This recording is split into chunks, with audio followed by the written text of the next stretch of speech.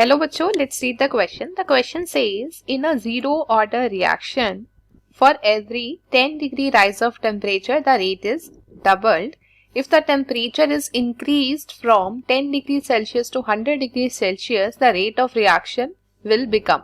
Options है हमारे पास 256 times, 512 times, 64 times and 128 times. तो इस क्वेश्चन में हमसे क्या पूछा गया है कि एक जीरो ऑर्डर रिएक्शन में जब 10 डिग्री सेल्सियस टेम्परेचर को बढ़ाया जाता है तो रेट क्या हो जाता है किसी रिएक्शन का, जीरो ऑर्डर रिएक्शन का डबल हो जाता है, दोगुना हो जाता है। और ये कहा गया है कि अगर टेम्परेचर को हम 10 डिग्री सेल्सियस से सीधा 100 डिग्री सेल्सियस बढ़ा दें तो रेट ऑफ रिएक्शन कितना हो जाएगा, कितना टाइम्स इंक्रीज कर जाएगा, बढ़ जाएगा, ये हमें बताना है। तो अगर हम देखें कि 10 डिग्री सेल्सियस के लिए टेम्परेचर कितना बढ़ रहा है, for 10 degree Celsius rise in temperature,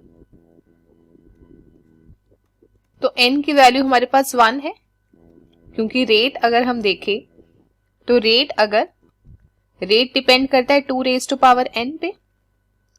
अगर हमारे पास यहाँ पे n की वैल्यू हम देखें कि n की वैल्यू 1 है तो रेट क्या हो रहा है, डबल हो रहा है। रेट डबल हो रहा है तो n की वैल्यू क्या है, 1 है, इसीलिए रेट क्या हो रहा है, डबल हो रहा है। और अगर हम देखें कि टेम्परेचर हम कितना इंक्रीज करें, व्हेन टेम्परेचर इज इंक्रीज्ड, अब हमने टेम्परेचर कितना इंक्रीज करा था, 10 से 100 degree Celsius, is increased from 10 degree Celsius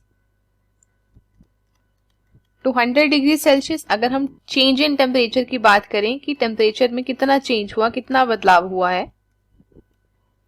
तो वो कितना हो जाएगा, फाइनल माइनस इनिशियल।